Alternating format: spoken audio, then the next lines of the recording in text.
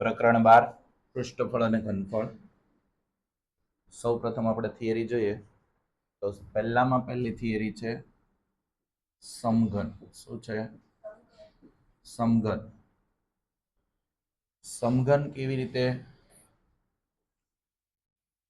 દોરી શકાય? તો એક ચોરસ દોર્યું, બીજું પણ તે જ માપનું ચોરસ દોર્યું, બંને ચોરસને જોડી દીધું એટલે શું બની ગયું? સમઘન. શા માટે આને ઘન કહેવાય? તો કે એક તરફ એક્સ અક્ષ હોય, બીજું તરફ વાય અક્ષ હોય, અને આમ બહારની તરફ નીકળતો ઝેડ અક્ષ હોય. એટલે આ લાઈન આપણે નાની દોરીશું. આ ત્રિપરિમાણીય ગોઠવણી છે. કેવી છે? ત્રિપરિમાણીય, 3D. હવે ચોરસ છે એટલે સ્વાભાવિક છે તો બધી બાજુઓ સરખી હોય એટલે એને આપણે લંબાઈ વડે દર્શાવીએ. અહીંયા પણ બધી જ બાજુઓ સરખી છે એટલે લંબાઈ વડે દર્શાવીએ.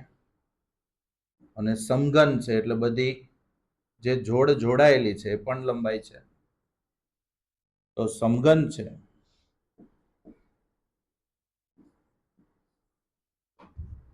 એના પૃષ્ઠ એટલે સપાટી, તો પૃષ્ઠનું ફળ, કુલ પૃષ્ઠફળ. તો કોઈ એક સપાટી લઈએ તો એ ચોરસ આકારની થશે. એમાં લંબાઈ ગુણ્યા લંબાઈ એટલે આનું ક્ષેત્રફળ જોતું હોય તો શું થાય? ચોરસનું ક્ષેત્રફળ લંબાઈનો વર્ગ. અને આવા કેટલા ચોરસ છે? તો કે ઉપર દેખાતો એક, પાછળ દેખાતો એક, અને 4 બાજુ. તો એમ ટોટલ કેટલા થશે? 6 પૃષ્ઠ. એટલે સૂત્ર શું થશે? 6l². હવે પ્રશ્ન બીજો એવો છે કે સમઘનનું પાર્શ્વ પૃષ્ઠફળ. પાર્શ્વ એટલે કેટલી સપાટી થઈ? 4 દિવાલ. તો 4l². સેમ ટુ સેમ છે. અને એનું ઘનફળ શોધવાનું કીધું હોય તો ઘનફળનું સૂત્ર છે લંબાઈ ગુણ્યા પહોળાઈ ગુણ્યા ઊંચાઈ. આ લંબઘન માટે હોય. તો અહીંયા તો લંબાઈ એટલી છે, પહોળાઈ l છે અને ઊંચાઈ l છે. તો લંબાઈ ગુણ્યા લંબાઈ ગુણ્યા લંબાઈ એટલે l ગુણ્યા l ગુણ્યા l લખીએ એટલે શું થાય? એનો ઘનફળ. કોનું ઘનફળ? સમઘન. તો આ થઈ ગઈ સમઘન માટેની વાત. ત્યાર પછી જે બીજો ભાગ લંબઘન. તો લંબઘન માટે શું છે? તો બે લંબચોરસ,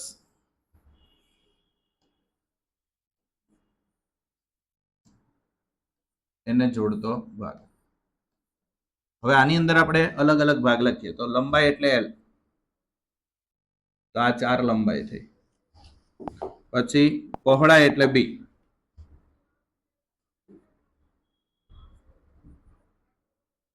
4b થઈ. અને ઊંચાઈ એટલે h. તો જ્યારે લંબઘન હોય ત્યારે લંબાઈ, પહોળાઈ અને ઊંચાઈ ત્રણેય વસ્તુ આવે. હવે આમાં દરેક સપાટી માટે ક્ષેત્રફળ અલગ અલગ જોવાનું. તો લંબઘનનું કુલ પૃષ્ઠફળ, લંબઘનનું કુલ પૃષ્ઠફળ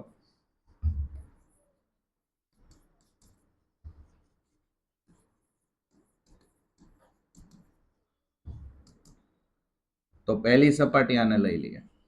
તો એમાં કોણ બે વસ્તુ છે? કઈ બે વસ્તુ છે એમાં? લંબાઈ અને પહોળાઈ.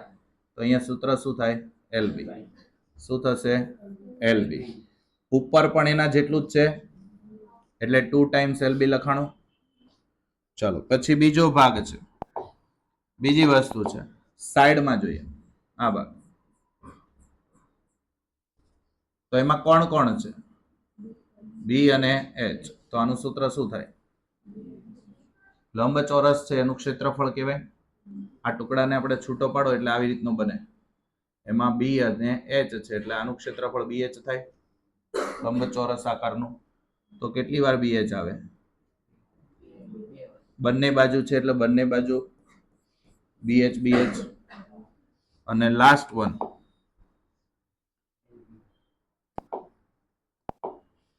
ઉપરનો ભાગ લઈએ આપણે.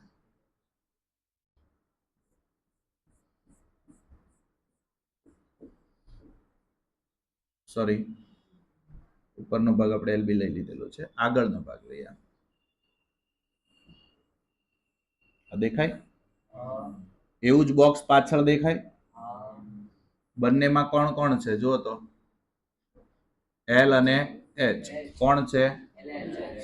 એલ અને એચ. નીચે પણ જુઓ તો આ બાજુ એલ, આ બાજુ એચ, તો એલ એચ, તો 2 ટાઈમ્સ એલ એચ લખાય, અથવા આપણે એચ એલ લખીએ. હવે જુઓ તો બધું ભેગું કરો તો 2 વખત એલબી, 2 વખત બીએચ, 2 વખત એચએલ. કોણ સામાન્ય નીકળશે? 2 LB plus BH plus HL. 2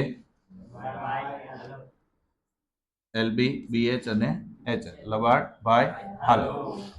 okay, તો આ થઈ ગયું મિત્રો કુલ પૃષ્ઠફળ. હવે પાર્શ્વ આવે, પાર્શ્વ એટલે 4 દિવાલ આવે, તો આજુબાજુનો ભાગ ગણવાનો. તો લંબઘનનું પાર્શ્વ પૃષ્ઠફળ. ચલો, પાર્શ્વ પૃષ્ઠફળ એટલે શું? લંબચોરસની પરિમિતિ ગુણ્યા ઊંચાઈ. અથવા તો શું લખાશે? 2 વખત કોણ નહીં આવે એ જોઈ લો ખાલી. કોણ નહીં આવે? એલબી એલબી નહીં આવે, એટલે ઉપર અને નીચે તળિયું અને મથાળું આવશે નહીં. તો કોણ આવે? તો કે 2BH પ્લસ 2HL. તો 2 સામાન્ય નીકળે, એટલે શું લખાય? 2 ભાઈ હાલો. બરાબર. અને હજી આને થોડુંક વિગતવાર લખીએ તો અહીંયા જુઓ દીકરાઓ, સામાન્ય હજુ કંઈક નીકળે છે. શું નીકળે? તો હું એલ પ્લસ બી લખી નાખું અને એચ છૂટો રાખું. તો અહીંયા જો 2 કૌંસમાં લંબાઈ વત્તા પહોળાઈ કોનું સૂત્ર છે? 2 કૌંસમાં લંબાઈ વત્તા પહોળાઈ. લંબચોરસની પરિમિતિ ગુણ્યા ઊંચાઈ. તો આવું પણ એમસીક્યુ માં પૂછાય છે. લંબચોરસની પરિમિતિ ગુણ્યા ઊંચાઈ કોનું સૂત્ર છે? લંબઘનનું પાર્શ્વ પૃષ્ઠફળ. અને છેલ્લું છે એમાં લંબઘનનું ઘનફળ. તો લંબઘનનું ઘનફળ તો કઈ કઈ વસ્તુ છે? 3 સપાટીઓ છે. લંબઘનનું ઘનફળ તો લંબાઈ, પહોળાઈ અને ઊંચાઈ, એલ બી એચ. તો એક આ યાદ રાખવાનું છે આપણે. ત્યાર પછી 2 કૌંસમાં LB plus BH plus HL, લંબઘનનું ઘનફળ. સમઘન માટે જોયું તો સમઘનમાં કુલ પૃષ્ઠફળ એટલે 6l સ્ક્વેર, 4 બાજુ એટલે 4l સ્ક્વેર. સપોઝ એવું કીધું હોય તળિયાવાળો સમઘન છે, તળિયાવાળો સમઘન હોય તો તળિયું લેવાનું એટલે 5l સ્ક્વેર. સમજાય છે? મથાળું એટલે ઉપરનો ભાગ. અચ્છા, આને કહેવાય મથાળું, ઉપરનો ભાગ. આને કહેવાય તળિયું, બોટમ. બરાબર. આને કહેવાય સાઈડ, પાર્શ્વ. પાર્શ્વ એટલે શું? તો ચલો, આ સમઘન છે. સમઘનમાં આ 4 હાથના જે ભાગ દોર્યા લખ્યા છે દર્શાવું છું, એ શું થાય? તમારી 4 દિવાલ એટલે પાર્શ્વ. ઉપર છે એટલે મથાળું, નીચેનો ભાગ છે એટલે તળિયું. બધું ચોરસ જ હોય સમઘન માટે, અને લંબઘન માટે બધું લંબચોરસ હોય. ટપ્પો પડશે? ચલો આગળ વધીએ.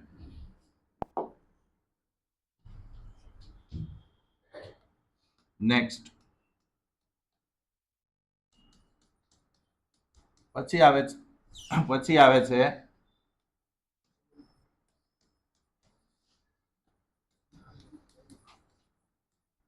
નળાકાર. શું આવે છે? જે આપણે ધોરણ 9 માં શીખી ચૂક્યા છીએ, 8મા માં પણ આવી ગયું. એને કહેવાય સિલિન્ડર. શું કહેવાય? સિલિન્ડર. સિલિન્ડર એટલે આ રીતનો આકાર. બરાબર. આને કહેવાય નળાકાર. હવે આમાં 3 સપાટીઓ છે. ચલો, પહેલી સપાટી છે ઉપરની. આ કેવી સપાટી છે? એનો આકાર કેવો છે? વર્તુળ. અને એનું ક્ષેત્રફળ વર્તુળનું શું થાય? Pi R square. શું આવે? Pi R square. આ થશે વક્ર સપાટી. શું થશે? વક્ર સપાટી. તો વક્ર સપાટીનું ક્ષેત્રફળ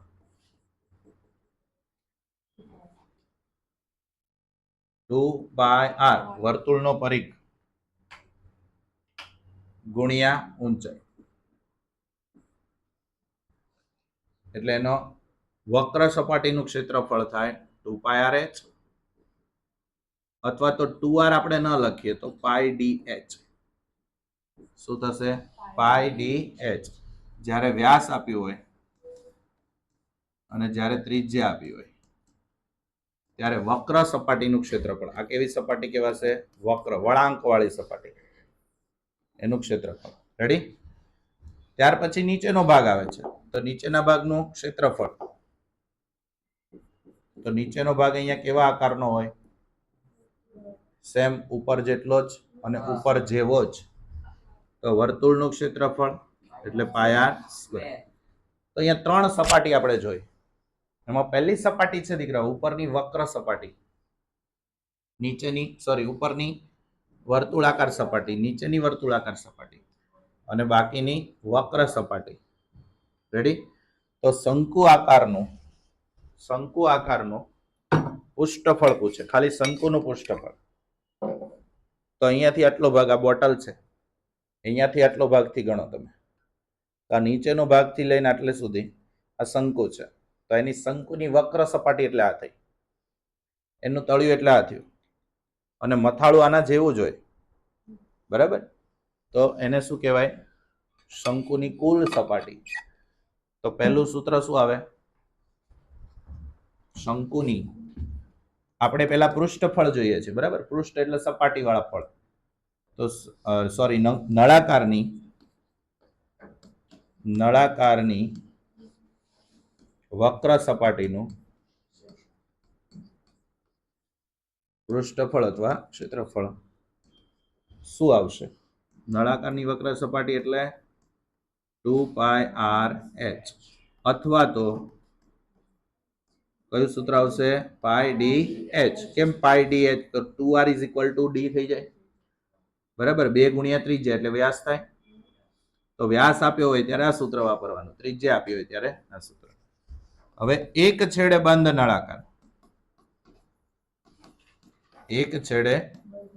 નળાકાર નું પૃષ્ઠફળ, તો એમાં 2 સપાટી આવે. કઈ 2 સપાટી આવે? એક તો વક્ર સપાટી આવે અને નીચે બીજું શું આવે? તળિયું. ચલો, વક્ર સપાટી કેવા આકારની? વક્ર સપાટીનું સૂત્ર શું છે? નળાકારની વક્ર સપાટીનું ક્ષેત્રફળનું સૂત્ર. અને તળિયું કેવા આકારનું છે? ગોળ નહીં ભાઈ, વર્તુળ. ગોળ એટલે અલગ છે, વર્તુળ. શું છે? વર્તુળ. તો વર્તુળનું ક્ષેત્રફળ એટલે, તો બંનેમાંથી સામાન્ય શું નીકળે? તો વધે શું? 2h + r. તો આ થઈ ગયું તળિયાવાળા નળાકારનું ક્ષેત્રફળ. અને બીજા શબ્દમાં શું કહેવાય? તળિયાવાળો નળાકાર. ચલો, તળિયાવાળો નળાકાર એટલે કેવો થયો? As like that. નીચેનો ભાગ આવી ગયો, બરાબર? વક્ર ભાગ આવી ગયો, ઉપરનો ભાગ કોરો રહે. અહીંયા કેવો ભાગ છે? માત્ર આ ભાગ. અને હવે કયો ભાગ બાકી રહ્યો?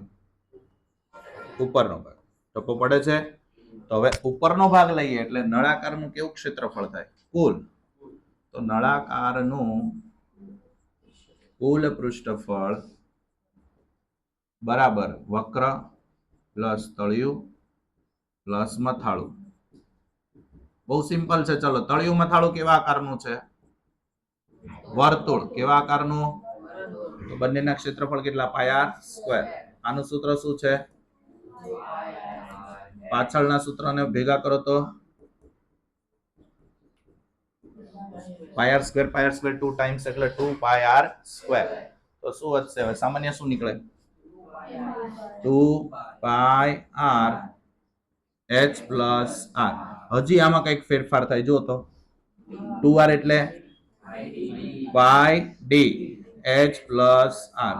ધેટ મીન્સ આ સૂત્ર ક્યારે વાપરીશું? જ્યારે વ્યાસ હોય. અને આ સૂત્ર ક્યારે ઉપરનું વાપરીશું? જ્યારે ત્રિજ્યા આપી હોય ત્યારે. ક્લિયર છે? તો નળાકારના 3 સૂત્ર. પહેલું કયું? વક્ર. બીજું તળિયાવાળો. અને ત્રીજું કુલ. કુલ શબ્દ ન આપ્યો હોય તો શબ્દ આપ્યો હોય બંધ નળાકારનું કુલ પૃષ્ઠફળ. બંધ નળાકાર એટલે શું? આપણો જે ડબ્બો છે ટીન, એનો ઢાંકણ લીડ ડબ્બો હોય, લોટનો ડબ્બો હોય કે કોઈ પણ નળાકાર ડબ્બો હોય, એમાં નીચેનો ભાગ છે એટલે તળિયું, ઉપરનો ભાગ ઢાંકણું એક સરખું હોય એટલે એ વર્તુળાકારના ઉપર નીચેના ભાગ અને વક્ર ભાગ. તો ખુલ્લો ડબ્બો છે એનો મતલબ તળિયાવાળો નળાકાર. બરાબર. પાઇપ છે, ભૂંગળો છે, તો એ શું થયો? કેવો નળાકાર એને કહેવાય? ખુલ્લો કહેવાય. બીજા શબ્દમાં શું કહેવાય? જ્યારે કોઈ વસ્તુ અંદરથી ભરેલી હોય અથવા ખાલી હોય ત્યારે એને કયા કયા શબ્દથી ઓળખાય? નક્કર શબ્દ. ભરેલી હોય એટલે આ પેન છે એ નક્કર છે અત્યારે, બરાબર, ફૂલફિલ છે, આખી ભરેલી છે અંદરથી. પણ આપણી પાઇપલાઇન હોય એ શું હોય? ખાલી એની આજુબાજુની સપાટી જ હોય, વચ્ચેનો ભાગ ખુલ્લો હોય, બરાબર. તો નક્કર અર્ધગોળો એટલે પેક અથવા નક્કર કોઈ પણ સપાટી. નળાકાર કીધું છે તો નક્કર નળાકાર, બરાબર. પણ પાઇપ છે એ શું છે? પોલો. શું કહેવાય? પોલો. અંદર ખુલ્લું છે, પોલો નળાકાર. કેવો નળાકાર? પોલો. તો ઘનફળ માટેનું સૂત્ર જોઈ લઈએ સાથે સાથે. નળાકારનું ઘનફળનું સૂત્ર. નળાકારનું ઘનફળ બને કેવી રીતે? તો જુઓ, અહીંયા નીચે આકાર કયો છે? કયો આકાર છે? હજી એક આકાર કયો છે? હજી હજી હજી હજી ખબર પડે છે? બજરંગબલી બેસરદી ઉપર, બરાબર. રાવણની લંકામાં ગયા ત્યારે આવી રીતે બેસી ગયા હતા ને. હા. તો આ જે અહીંયા છે મિત્રો, કેવો આકાર બન્યો? બીજો એના ઉપર વર્તુળ, એના ઉપર વર્તુળ. ક્યાં સુધી? જેટલી ઊંચાઈ હતી ત્યાં સુધી વર્તુળ. તો શું કહેવાય? વર્તુળનું ક્ષેત્રફળ ગુણ્યા ઊંચાઈ. વર્તુળનું ક્ષેત્રફળ ગુણ્યા ઊંચાઈ. તો વર્તુળનું ક્ષેત્રફળ શું છે? ઊંચાઈ એટલે ખોપડીને પૂછ્યો, યાદ રાખવાનું છે, સમજીને યાદ રાખવાનું છે. ઘનફળ બને કેવી રીતે? તો આવી રીતે બને. તો પાછા આગળના દાખલામાં જઈએ, આગળની થિયરીમાં જઈએ. લંબઘનમાં ઘનફળ સર કેવી રીતે બને? તો જો ચેક કરો, નીચેનું તળિયો દેખાય? કેવા આકારનું હતું? લંબ ચોરસ એટલે LB હતું. એને ક્યાં સુધી આપણે ગણતરી કરી? ઊંચાઈ સુધી. એટલે આમ થપી થપી બનતી બનતી બનતી આખું ઘન બન્યું, તો એનું સૂત્ર બન્યું LBH. ટપો પડે છે? અહીંયા શું થયું? લંબાઈ લંબાઈ L² હતું, ક્યાં સુધી ગયા? ઉપર L સુધી. તો L² ગુણ્યા L એટલે ધેટ મીન્સ ઘન પદાર્થ આવી રીતે બને. થપ્પીઓ થાય અને થપ્પી તમારે વિજ્ઞાનની ભાષામાં ગ્રેનમ આવે છે કણાપ સૂત્રની અંદર, બરાબર. ગ્રેનમ. તો એમાં શું હોય? થપ્પીઓ હોય, એક સરખી ઉપર પોટલી હોય નાની નાની. અને હા, ગોલકી ગાયમાં તો આવી રીતે હોય ને. આ તો ગ્રેનમની થપ્પી હોય, ગ્રેના. તો એની ઉપરથી આ સૂત્ર ખબર પડી ગઈ. નળાકાર અને બંધ નળાકાર. તો નળાકારની કેટલી સપાટી યાદ રાખવાની? 4. પહેલું વક્ર, બીજું તળિયો, ત્રીજું ખુલ અથવા બંધ, અને ચોથું એનું ઘનફળ. ચલો પહેલેથી નળાકારની વક્ર સપાટી. આમાં પણ 2 સૂત્રો યાદ રાખવાના છે, લખી નાખવાનું સાઈડમાં. આ ક્યારે? ત્રિજ્યા હોય ત્યારે. આ ક્યારે? વ્યાસ આપ્યું હોય ત્યારે. ક્લિયર મિત્રો? આ કોની વાત થઈ ગઈ? નળાકાર. આગળ કોની વાત થઈ? સમઘન અને લંબઘન. પછી કોની વાત આવશે હવે? શંકુ. ટપો પડે છે?